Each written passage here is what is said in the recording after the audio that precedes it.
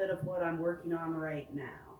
So, and it shouldn't be too long as long as I can get my password in here without saying it out loud. You do that too. I always like to like a whole audience.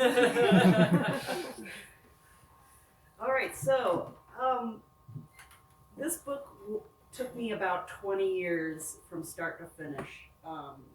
One of the poems in this book I wrote when I was 18, and I've been working on it for a while, publishing other books in the meantime, but always trying to get this story or this one thing out.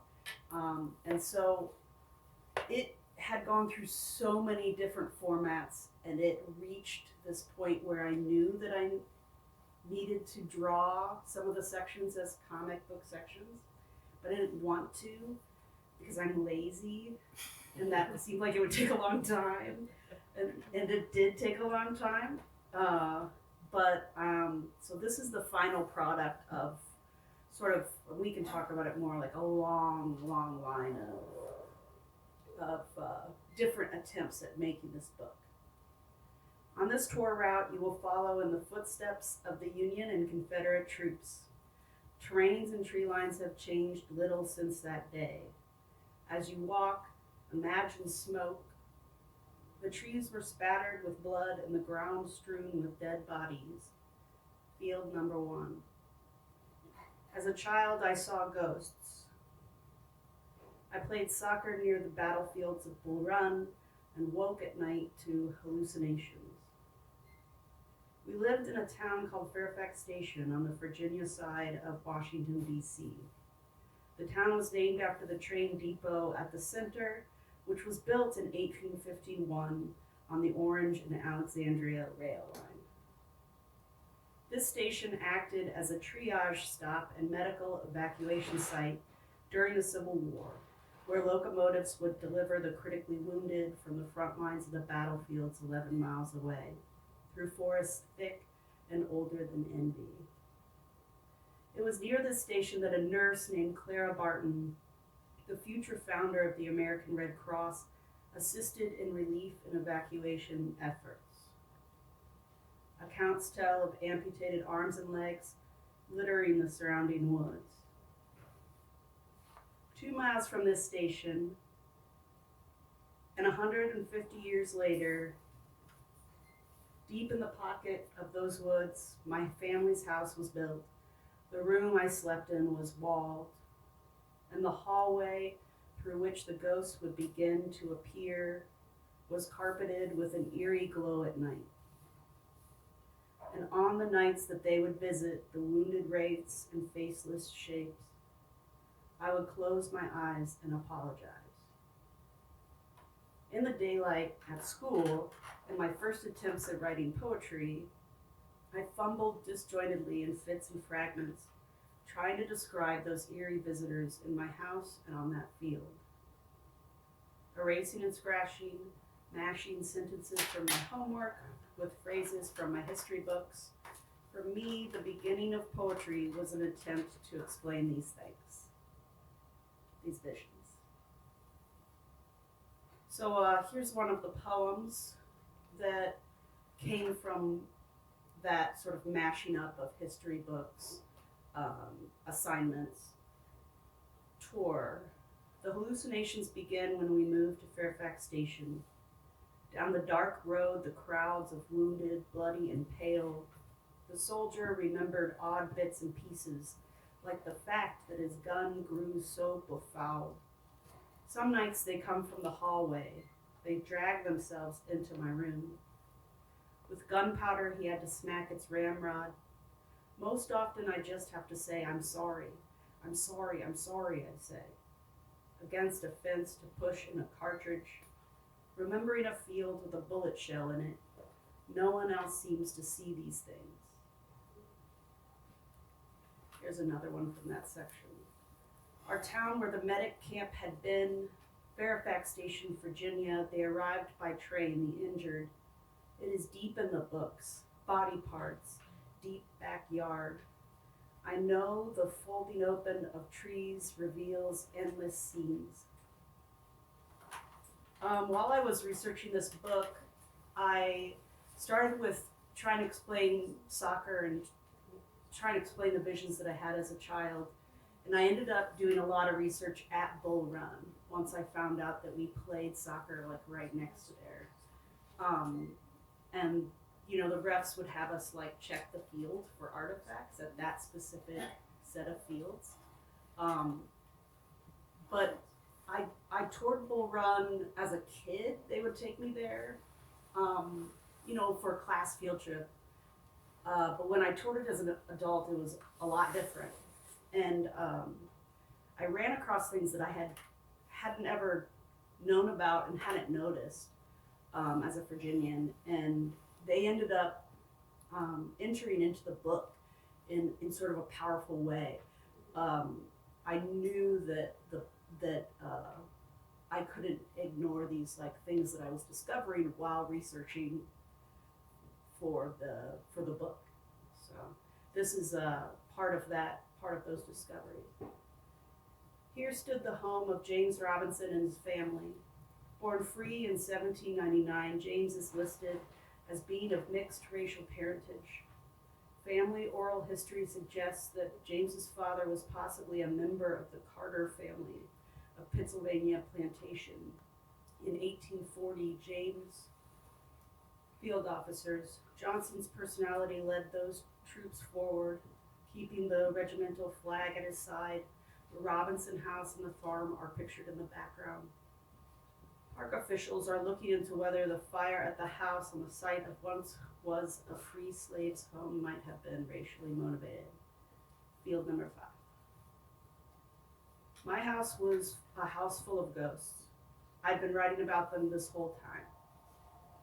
And somehow, 25 years later, they led me to Bull Run, to another house there, a house that was a ghost in itself. This is the house of James Robinson and his family. James was known as Gentleman Jim. He was an entrepreneur, businessman, farmer, and landowner. I came upon the Robinson house during a solo tour of the battlefield. My brother had been dead for 2 years. My father had just died, and I was back in Virginia helping my mom clean out that same childhood home in Fairfax Station.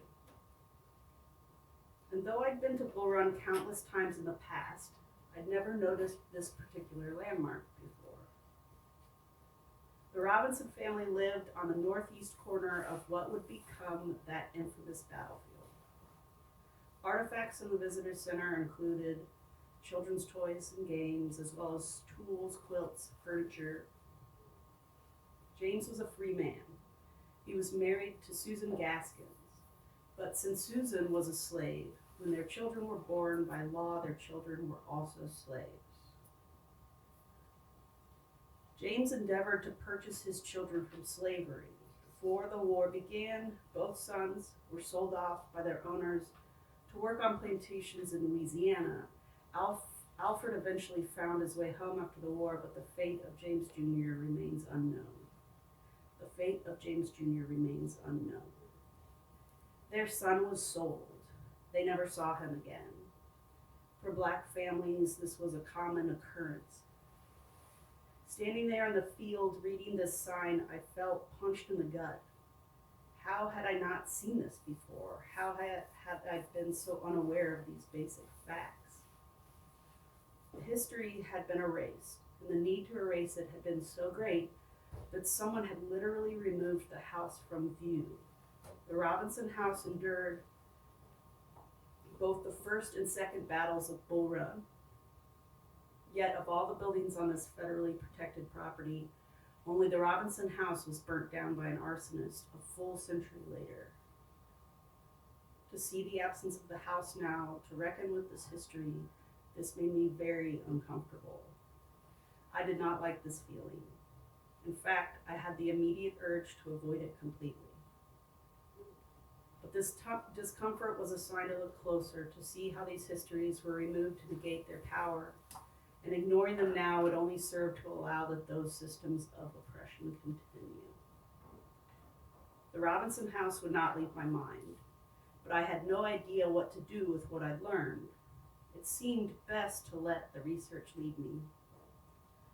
When I found the Washington Post article about the house's historical erasure, creating erasure poems from that text felt like the next logical step. So here's the article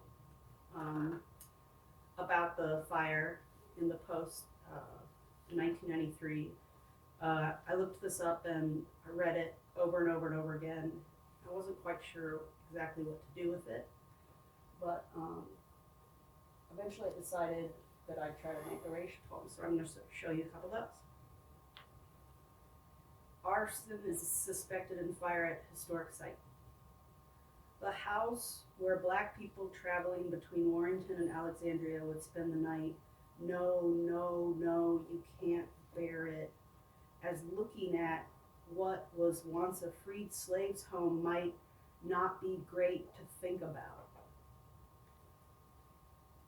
The house, as historic blackout, the house you can't look into, the house removed around the children who lived there, the Robinson house on the northeastern edge of a gust of hate. Used son, left son, lost son, tired son, young son, owned son, a store of sons. So that's sort of an intro into teen photograph, and just the process of me as a writer. Like, the book kind of took over and made me as a writer do things that I wasn't necessarily, brave enough alone to do, which I appreciated. I also wanted to show, before we do the discussion, maybe real quick, show you a couple of comics that I'm working on a separate series. It's a little bit lighter, it's a little bit funnier. Teen Photograph's pretty heavy duty stuff. And so I just wanted to show a couple of those, and then I'm collecting those together as well. So these are all called Mom Boy. This one's On My Way. I'm texting that from my bed. Lies, all lies. We don't own a recorder, so how is my kid playing a recorder? This was during the quarantine. Actual conversation. You make a comic about everything, Mom. I can't tell if that's a compliment or an insult. Oh, just take it as an insult. Sometimes when I sleep, I want to sleep even more than I already sleeping. I want to double sleep. The wisdom of my child. Hi, Mom Boy. What did you say? Mom Boy. That's your name. No one has ever seen me so clearly before. Me trying to pretend that chores are a video game. The thing about spring is it's gross. We are at every moment on the most future edge of our existence. Not sure how comfortable I am with this thought. Spring is a mess, and so am I. There is never a state where we exist neat and solid as any one particular thing. It's just that I feel so lost, like all the time. Just talking to my dog. Me after I eat. Woo, done. Okay, what else can I eat? I like it when a cloud line mirrors a tree line. It seems like a really good sign. Me watching an armed insurrection unfold at the Capitol, my kid. Hey, Mom, can you help me with this long division? That was a weird day. I don't even have enough patience to read this article about cultivating patience. Hey, Mom, what's this? That? Okay, look, I'm not going to lie. That is a bag of your baby teeth. I keep them. True stories, all of these. Cats haven't really figured out how to be picked up yet, have they? Ah, the blessings of a good tasting burp. It's a small thing, but I like it when one person throws a bag of coins to another person in a movie. I will always click on an image of a map and advertisers know it. I made up a new song. I'm in a body. I sing it throughout the day and everyone loves it. Here, kiddo, let's just look at this this map of time thing. Me trying to remember the word calendar. Yesterday I noticed that squirrels look like they are texting, and now I can't stop seeing it everywhere. Everywhere. And that is it. That is what I have. I'm sorry, I should bring this over. Let's show this one, and frankly, I think we can project just fine. Okay. Can you all hear us in the back okay if we talk at this volume? Yeah, come on over. All right. So, quick recap. So my name is Blue Delliquanti. I'll be having a conversation with Lauren. It sounds like we are both powering our way through allergies. Spring is gross. Thanks for bearing with us there. So yeah, I am, full disclosure, coming at this from the perspective of like comics. Poetry is kind of outside my wheelhouse, but I'm really interested in learning more. I think what I want to start with, especially since you brought this up in the section that you shared, is I'd really like to hear you talk about how you wrote and how you drew as a child, and how do you feel like that grew and changed over time? That's a really good question. I mean, I feel like very early on, I can remember maybe in 3rd grade telling someone, "Well, I want to be a writer and an illustrator," you know, and just focusing in on. I mean, I was reading children's books at that time, so a lot of children's book authors are writing and drawing them, and so I just thought that's what everyone did. I didn't realize there were like 2 different focuses. So I was working on that off and on through high school, just this idea of what do I do, and so I knew I wanted to try to be a writer, and but I also wanted to continue doing my art, and so I saw University of Iowa was listed that year as #1 for writing, and it was also listed #1 for printmaking, and I was enrolled at Syracuse, and so I was like, I think I made a mistake, and I very quickly enrolled at Iowa, not knowing how far Iowa was from Virginia, and headed out to Iowa City to try to become a writer and an illustrator. So, I mean, I don't know how many people have that clear of a idea.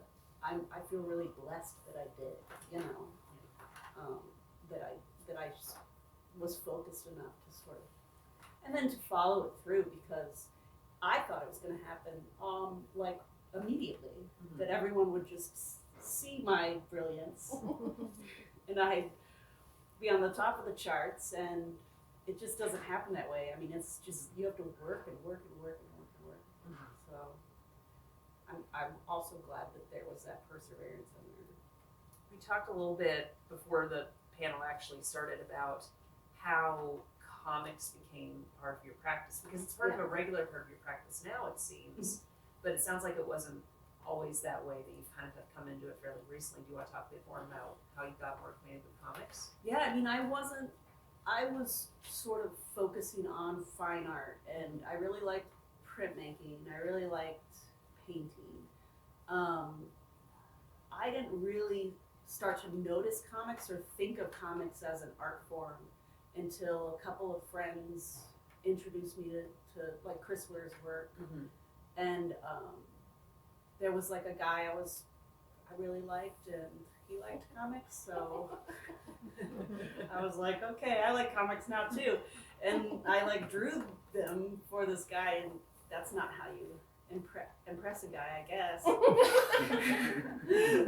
Or it didn't work for me, but through that I really got into, I was like, oh, this is interesting what's happening here, because I mean, poetry is a lot about the page and about the rhythm of reading in your mind, like where the spaces are, where the beats are, where the sounds are, and comics sort of are too. I mean, you can control a person's movement through a page, and that just blows my mind. Yeah, that was very interesting when you told me that Chris Ware was your entry point. For those of you who may or may not know, Chris Ware is an artist who, the graphic novel he's probably best known for is Jimmy Corrigan, the smartest boy on earth.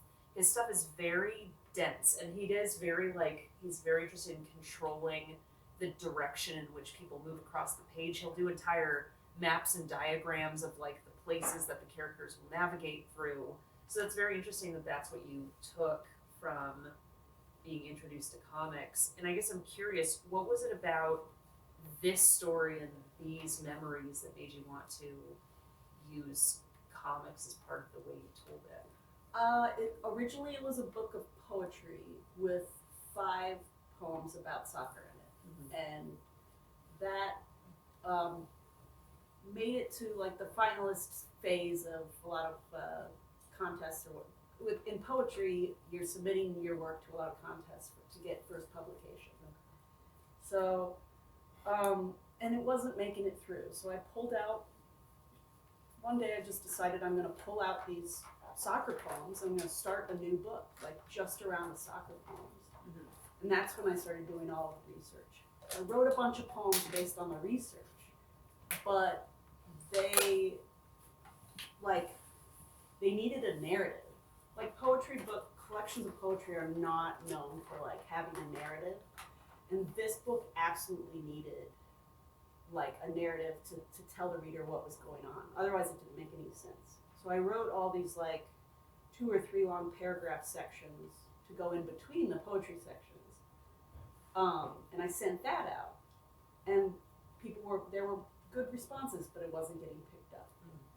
And that's why I say it's like a lesson in perseverance. Is, you know, at any point in time I could have just ditched this book, but it like wouldn't let me, or some, you know, like it. I imagine other people understand this feeling of having a project that just won't let it go, you know, and that this book was that for me.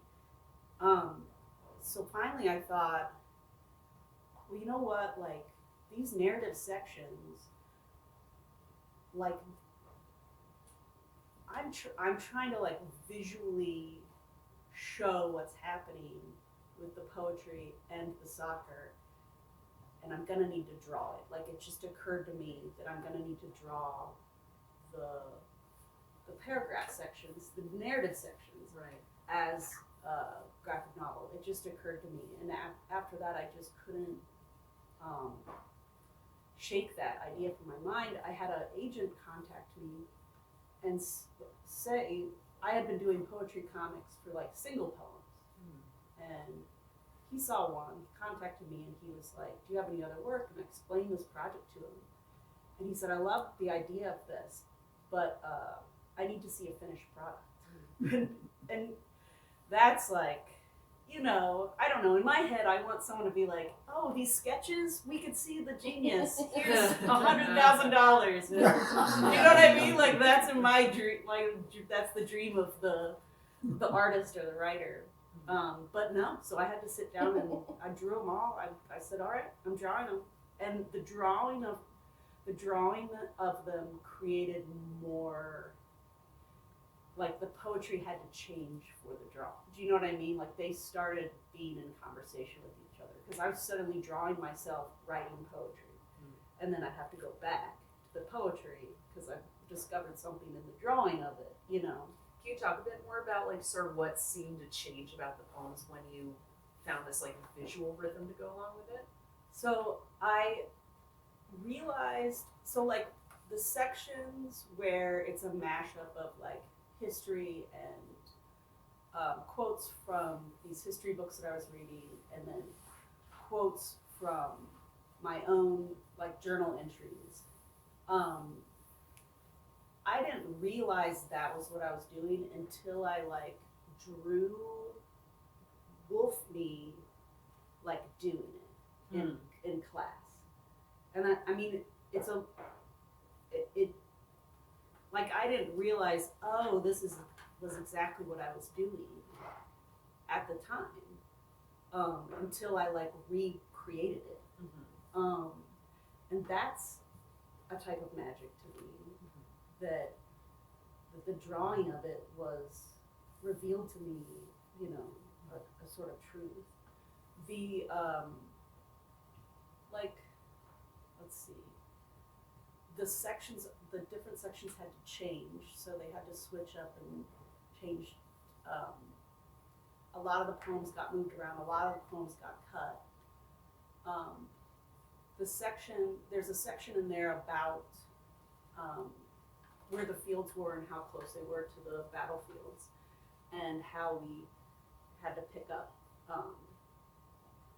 or Like look, shell casings. look for shell casings, and that section, like that section, brought back a poem about looking on the field for shell that had been scrapped.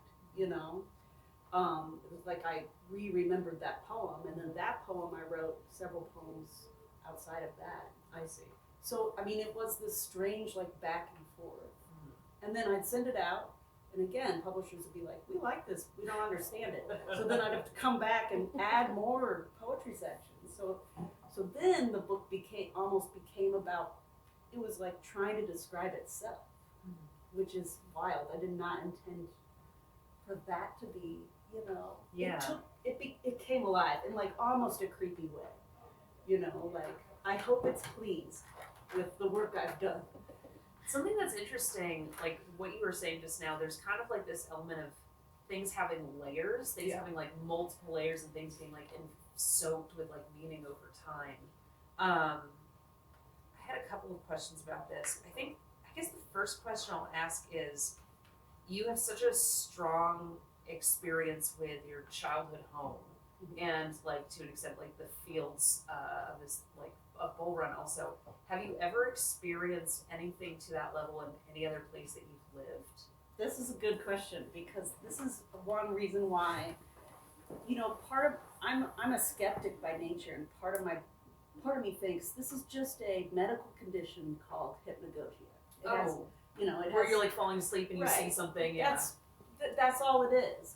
But I mean, I've never seen soldiers in Iowa. I've never seen people in Iowa. I mean, I've had hypnagogic hallucinations in Iowa, but never people. And I went back to do research on this. I was staying in this old house by the James River, Mhm. and I woke up on the first night. I'm in this kind of old room, and there's a woman like hanging Oh, jeez. from the ceiling. I'm seeing this, and she's wearing a nightgown, and she's like kind of turning. And at that point, after having these my whole life, like at that point, I just said, "Oh, come on," because like I wanted to get a good night's sleep. Like I wasn't here for it, you Mhm. know. When I was a kid, they really scared me. Now it's just like, but that made me think like, geez, I haven't seen people in years because I've just been in Iowa. Why would this woman show up in Virginia again, like near these battlefields?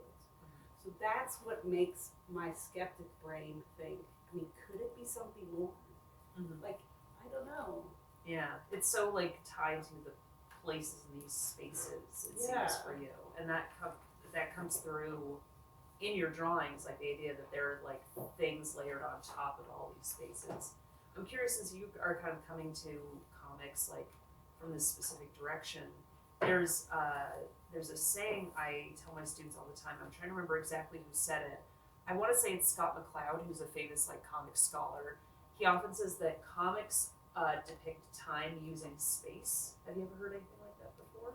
No, but I mean, that makes sense to me. Yeah, like the space of the page will show like a moment, or of many possible moments passing in time. Well, like Chris Ware does that. Like he can slow down time with his drawings.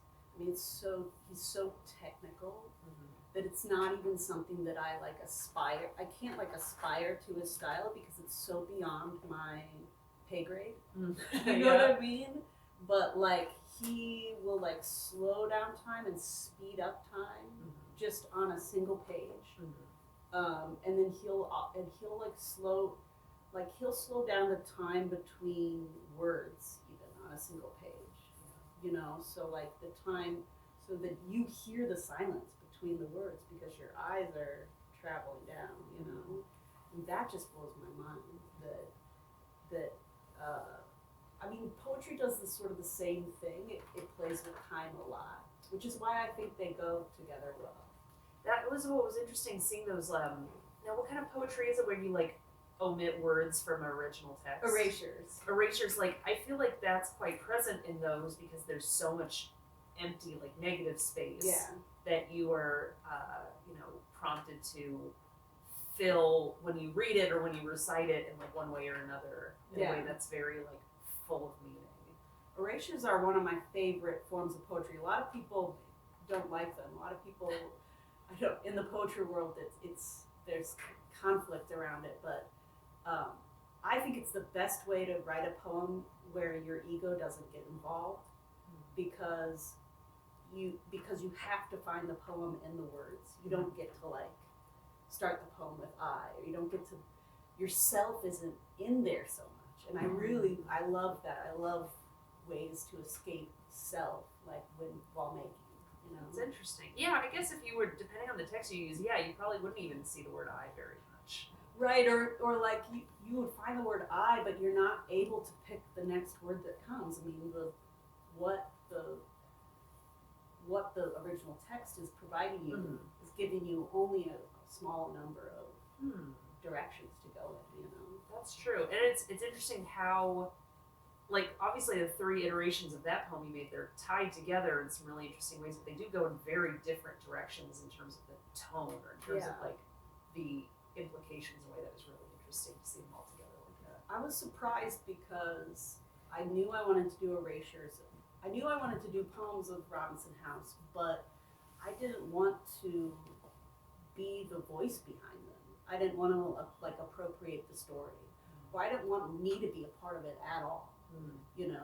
And so I was hoping for maybe like 2 or 3 erasure poems from that one article, and then I ended up getting 5, and that was surprising, and they were all quite different. And at that point I was like, all right, these are doing the work that I can't do. Right. I also wanted to ask, I think we'll probably open up to questions from the audience shortly, but I did want to ask, as you started working on your own comics, making your own comics, I guess I'm curious about your tools, and, like, what are the tools that you use in your comics? Why are you drawn to them? Is it convenience? Is it, like, something about, like, the feel of them? What is it for you? So when I started making the poetry comics, which I was doing to sort of find like when you send your poems out to magazines or to the New Yorker or whatever, it's so hard to get them picked up. But I was like, if I make them into comics, then they're different, and then they'll be picked up. So it was totally a marketing ploy. So I started making these comics from poems. This was way before Teen Photograph. And so what I would do is I'd draw with pencil, then I'd ink, then I'd erase, then I'd scan into Photoshop, then I'd tweak the levels, then I'd take that into Illustrator, and then I'd do a trace, and then for every page. And so it just took me forever. And when that agent said to me, I need to see a finished thing to look at this book, I had been asking one of my friends a lot about different techniques and I'd heard about the iPad and the Apple Pencil. I'm a notoriously cheap person. I don't like spending money. And so it was a big purchase to be like, I'm going to get an iPad, I'm going to get Apple Pencil, I'm going to get this program, Procreate. But within like weeks, I mean, I was like, what have I been doing? Like, it's happening. All of those steps are just now one. Okay, do you still, like, pencil or ink traditionally? Pencil. I'll pencil, and then I'll take a picture of the sketch. Okay. And then in Procreate, on another layer, I'll ink the pencil. So I don't sketch in Procreate, but I'll ink it, and then I'll fill it with color. I'll color it. Got it. And it's so much faster.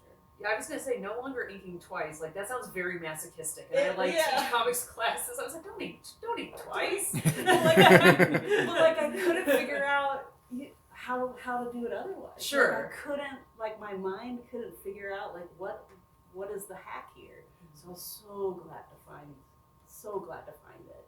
And I don't think, a lot of people are like, oh, I don't like, digital art or whatever. And I'm like, it's just another tool, you know? I mean, I'm still using the skills that I would use. It's just taking, 30 minutes instead of 3 days. Sure. I noticed that you frequently use like a limited color palette, like you like these like muted blues and these yellows. Is there anything about like those colors, or I guess even the colors that you use for team photograph that make you return to that palette again and again? I mean, I love orange and yellow. I love fall, autumn colors. Team photograph, I wanted it to be like a little sickening, like just a little bit. And so the sky is this kind of hospital green, which I just thought was just gross enough to, but palatable, you know. Yeah. For the web comics, I just looked at all of my like saved like photos or drawings or like or liked things online, and they were all yellow, orange, and blue. I see. And I thought, all right, well that's the deal then, because I'm not, color's hard. Without a limited palette, I'll screw it up every time. That was always my strategy. The comic I worked on for 8 years was a limited palette, and that Yeah. really does like it frees you in some ways. You don't have to spend as much time thinking, like using that bandwidth. What were your colors? Well, so my story that I did took place across 2 periods of time, and so the main story, which is in, God, at the time it was the near future, and it was the distant future of 2022. Whoa. And it was like blues. It was a range of blues, and then there was okay. there was a flashback sequence that was like reddish pink, like orangish pink. Okay, so kind of like monotones. Yeah, Okay. It's like then, so you could tell at a glance when something took That's place, cool. but like the few cases where they were together, they were very harmonious in a way that I liked. Yeah, that's nice. Yeah, it was fun. I like monotone stuff. I feel like we've hit a good point to take audience questions if anyone has any. Does anyone want to? Yeah, do you want to share what you got? All right. I'm not clear on what you mean by an erasure poem. Yeah. Could you give me a more detailed? Yeah. Yep. If you Definition, show please. off what you did. Yeah, let me.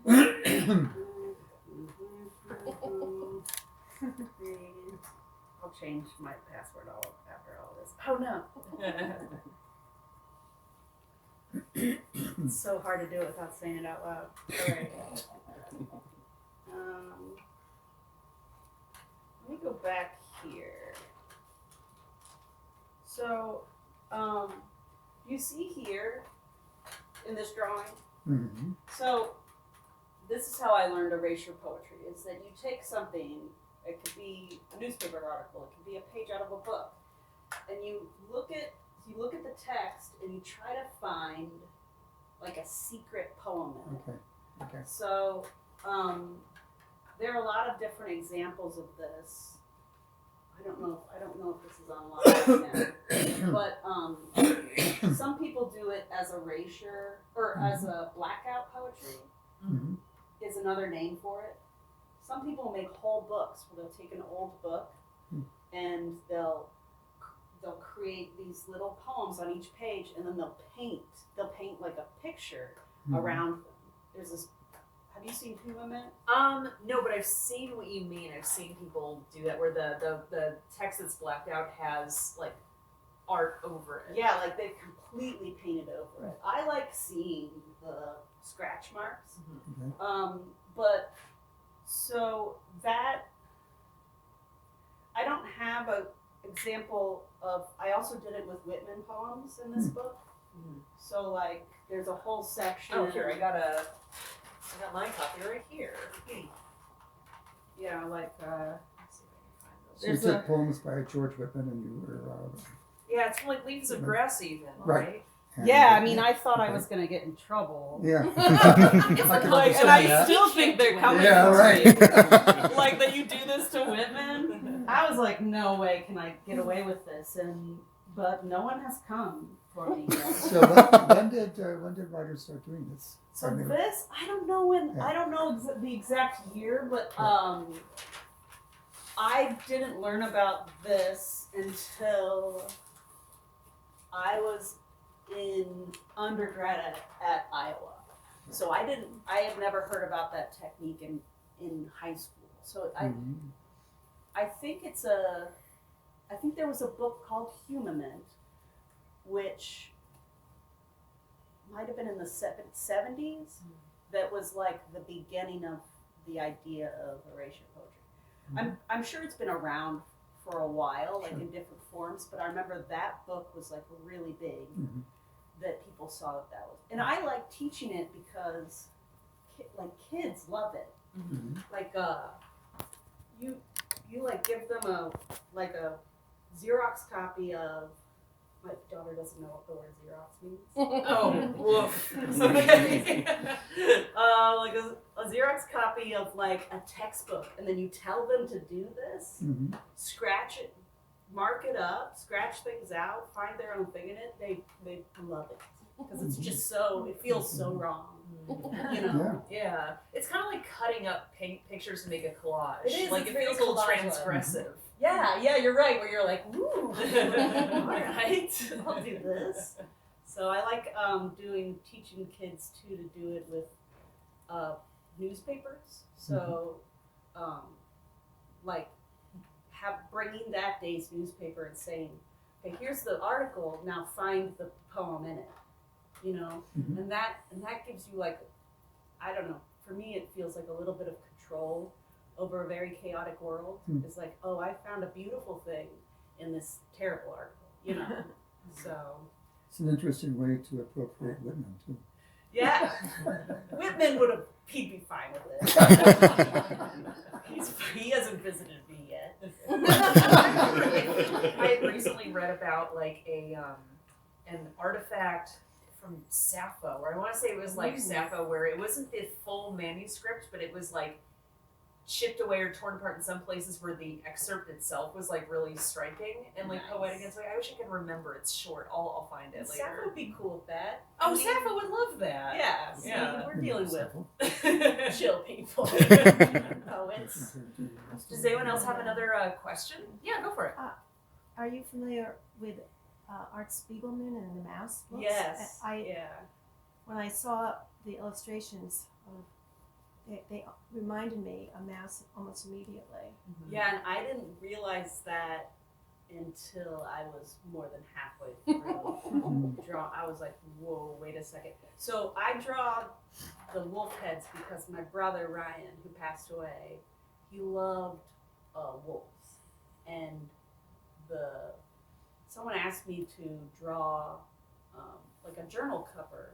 It was about a month after he had been killed, and I didn't really want to do it, but they said do it for Ryan. So I did this drawing. Do you want a copy again? No, I don't have. Maybe that's right. I don't have it here. I did this drawing that ended up the cover of Instead of Dying, and it was him. It was Ryan with a wolf head, and there was part of him that was dying, and part of him was transcending. And I really liked how the wolf head looked, and it made me remember him. And it was also like there was enough emotional distance. Like I couldn't draw his face, you know. Like I felt sick just drawing the idea of Ryan. And so after that, the next several times I started drawing, I was drawing wolf heads, and I just kept doing it. And then everyone had a wolf head. And then I realized that wolf heads are a lot easier to draw than human heads. Because like, humans have this weird thing where I can't draw this part at all. Like that's a mystery to me. Whereas a wolf head's just like that. So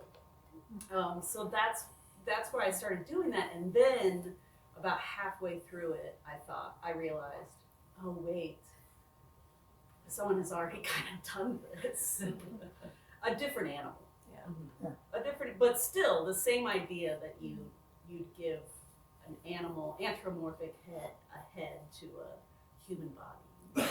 So, and the more I use it, the more I realize, like, oh, I also feel like part dog, you know, half the time. And so I started using it for all of my drawings, and it's just how I draw people now. Are there any other questions from the audience? Otherwise, oh yeah, go for it. I'm wondering who your favorite poets are and how they influenced this book. Ah, okay. Yes. That's a very good question. So one of my favorite poets right now is my friend Kiki Petrosino. So she's teaching at UVA. We went to the workshop together, and she's writing poetry that is like the poems I've always wanted to write. But she does it so well, I'm not even jealous. Like normally I'd be jealous because I'm a pretty petty person, but she does it so well. She's on another level, just like Chris Ware, where it's like I can't even. So she's one of my favorite poets writing currently. Charles Wright was the poet. He's a Virginian poet that he got me into poetry at the very start. So I just loved his work. And then let's see, who are my go-tos when I'm like I love Wallace Stevens and I love Rita Dove and I really, really loved Citizen. And actually that it informed a lot of the poems in here because with Claudia Rankine, because she's doing a lot of writing from research as well. Like she was taking like transcripts from the newscasters who were covering Katrina, and then she was taking those transcripts and making those into poems.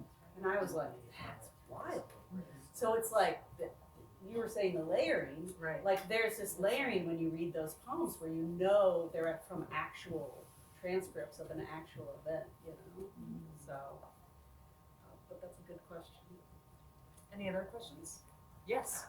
I was just curious about your process with like the daily, or I think of them as daily comics. I don't know. Like, do you make yourself do one every day, or is it just when the mood strikes, or how does that work for you? I mean, during the pandemic, I was doing them daily, but then I had like a little bit of a mental breakdown, a minty bee, as we call it,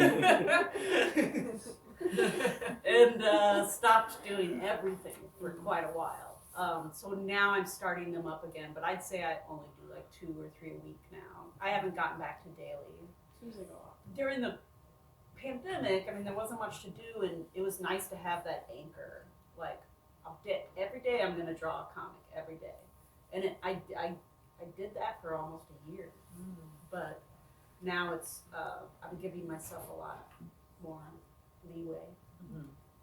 What was it like having that daily kind of ritual or like a process? I mean, I'm like the kind of person that needs a daily process no matter what it is. So it's not comics right now. Like right now it's that I have to write like a single page in this notebook, and then I have to mark my like mood on this, you know, like I have to have routine. It's probably why traveling and going places is hard for me. It disrupts it. It disrupts the routine. Gotcha. So, but doing that with actual art was, I mean, that's how I wrote many of my poetry books was, I had this baby. When I had my daughter, wouldn't let me write or do any art or whatever, you know, for the first 5-6 years was just intense baby stuff. So I would write a page, like I had this little notebook set that big. I would write one of this page each night. And I made myself do it. But, I mean, it seems like a little bit, but at the end of the year, I mean, you've got yourself some, and that's where I got the poems for the first book. Okay. It was from that little daily writing. And that's when I realized, like, okay, so actually repetition, you know, does produce, like, real work, you know, real work. It doesn't have to be like you're in a movie and you're at a desk, like, writing on a mirror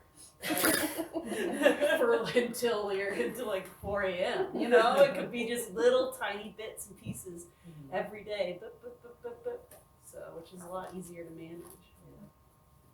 We got him for one. Did Brett finish this up with one more question? You said you went to the University of Iowa? Yeah. And you went for also printmaking? Yeah. And I was just wondering if the printmaking, how did that affect your work? And both of us, well, he taught at University of Iowa, and I got my MFA also at University of Iowa. At Iowa? Yeah. Oh, all right. Go Hawks. That's awesome. Okay, wait. So, But you didn't take any printmaking classes? Then? No, I didn't. Okay. I got my MFA in painting. But so then you probably know about Lazansky, though. Oh right? yeah, Okay. yeah. So yeah, I mean, I didn't know about Lazansky until I showed up there, like as an 18-year-old, and I was like, what? Yeah. The printmaking definitely formed my style. So when you're doing intaglio, which is like the copper plates, the way you're doing a line, I was taught, and also I started to do a darker line around the outside of the figure, darker line where I wanted weight or where I wanted the eye to go, and then lighter lines, and that has carried through with all of my drawing. That's just how I draw now. Yeah, It's like the weighted. fur that you Fur's have like a on lighter- the figures. Yeah. And that, I really like this little etch thing, like all the grass is it, all the fur is it. Mm-hmm. It's like a kind of, it's just this is like a representation of my nervous energy. But it feels really good to do, and I learned that too in intaglio, because that's how you like do the shading. You know, you create on the copper plate before you put the ink on. It's like a mid-tone. Yeah, that's a really good question, because I actually hadn't even thought about that. I've been doing this, like little lines, but you're right. That's from intaglio. That's so cool. That's wild. We're coming up on time. We will both be signing, doing a book signing. What part of the store are we doing the book signing? Up at the front, there's a Okay. glass countertop that you pass on your way in. Yeah, please feel free to talk to either of us with more questions. It was super exciting having a conversation. I feel like we talked about a lot of really interesting things. Yeah. Thanks for the time. Thank you all for coming out and asking some really great questions. And please feel free to chat with us more up at the front.